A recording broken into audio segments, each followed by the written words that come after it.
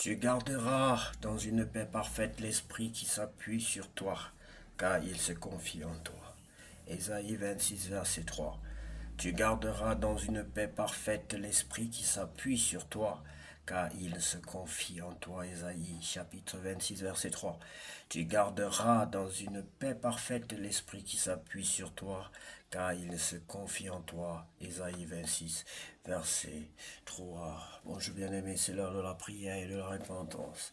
Seigneur, en ce moment de pause, nous élevons nos cœurs vers toi pour te remercier et te remettre la suite de cette journée.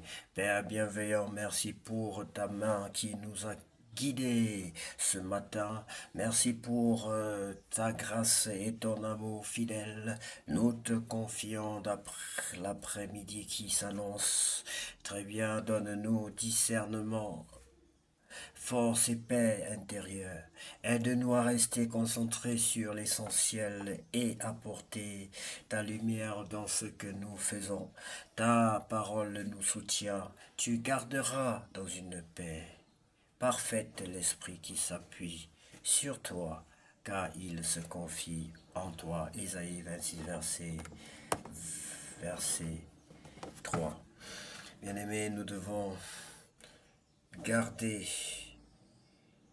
avec une paix parfaite notre esprit en l'éternel. Notre esprit doit s'appuyer sur l'éternel afin qu'il garde dans une paix parfaite, qu'il nous garde dans une paix parfaite.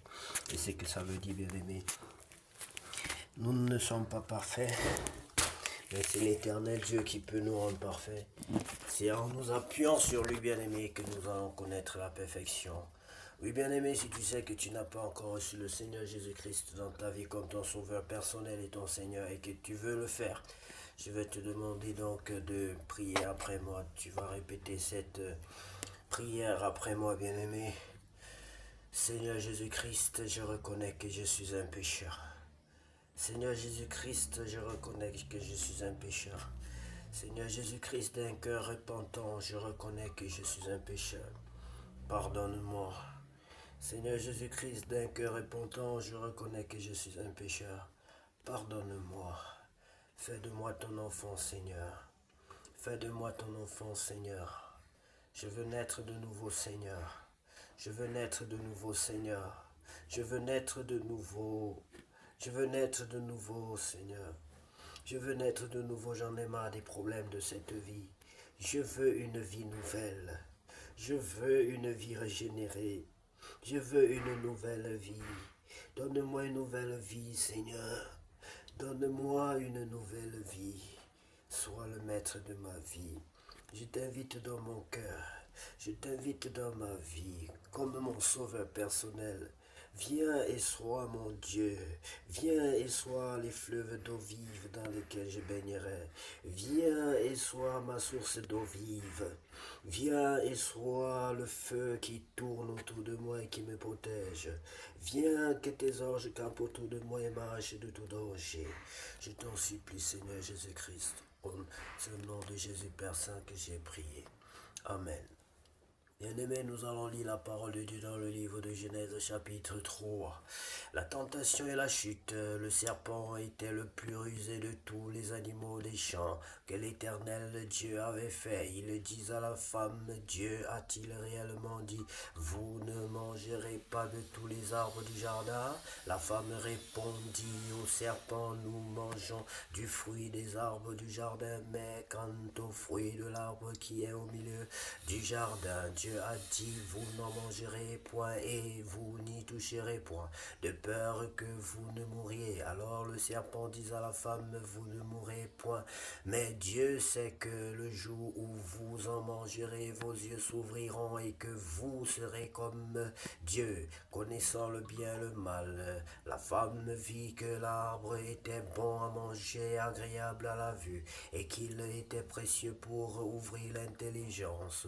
Elle prit de de son fruit, elle en mangea. Elle en donna aussi à son mari qui était auprès d'elle, et il en mangea. Les yeux de l'un et de l'autre s'ouvrirent, et ils connurent qu'il était nu, et ayant cousu des feuilles de figuier, ils s'en firent des ceintures. Alors ils entendirent la voix de l'Éternel Dieu qui parcourait le jardin vers le soir, et l'homme et sa femme se cachèrent loin de la face de l'Éternel Dieu au milieu des arbres du jardin. Mais l'Éternel Dieu appela l'homme et lui dit, où es-tu? Où es-tu? Il répondit, j'ai entendu ta voix dans le jardin et j'ai eu peur parce que je suis nu et je me suis caché. L'Éternel Dieu dit, qui t'a appris que tu es nu? Est-ce que tu as mangé de l'arbre dont je t'avais défendu de manger? L'homme répondit, la femme que tu as mise auprès de moi m'a donné de l'arbre et j'en ai mangé. Et l'Éternel Dieu dit à la femme, pourquoi tu fais cela? La femme répondit, le serpent m'a séduite et j'en ai mangé. L'Éternel Dieu dit au serpent, puisque tu as fait cela, tu seras maudit entre tout le bétail et entre tous les animaux des champs. Tu marcheras sur ton ventre et tu mangeras de la poussière tous les jours de ta vie. Je mettrai inimitié entre toi et la femme, entre la postérité et ta postérité, sa postérité. Celle-ci t'écrasera la tête et tu lui blesseras le talon. Il dit à la femme, j'augmenterai la souffrance de tes grossesses. Tu enfanteras avec douleur et tes désirs se porteront vers ton mari, mais il dominera sur toi. Il dit à l'homme, puisque tu as écouté la voix de ta femme et que tu as mangé de l'arbre au sujet duquel je t'avais donné cet ordre, tu n'en mangeras point, le sol sera maudit à cause de toi, c'est à force de peine que tu en tireras ta nourriture tous les jours de ta vie. Il te produira des épines et des ronces et tu mangeras de l'herbe des champs. C'est à la sueur de ton visage que tu mangeras du pain jusqu'à ce que tu retournes dans la terre d'où tu as été pris, car tu es poussière et tu retourneras dans la poussière. Adam donna à sa femme le nom d'Ève, car elle a été la mère de tous les vivants. L'Éternel Dieu fit à Adam et à sa femme des habits de peau et ils les ont revêtis. L'Éternel Dieu dit, voici l'homme est devenu comme l'un de nous pour la connaissance du bien et du mal. Empêchons-le maintenant d'avancer sa main, de prendre de l'arbre de vie, d'en manger et de vivre éternellement. Et l'Éternel Dieu le chassa du jardin d'Éden pour qu'il cultive la terre d'où il avait été pris. C'est ainsi qu'il chassa Adam et il le mit à l'orient du jardin d'Éden, les chérubins qui agitent une épée flamboyante pour garder le chemin de l'arbre de vie. Merci Seigneur pour cette merveilleuse histoire d'amour qui commence entre toi et tes enfants et ta créature et Adam et Ève. Merci Seigneur parce que tu avais prévu un plan de réconciliation pour nous qui sommes tes enfants après le péché d'Adam et Ève.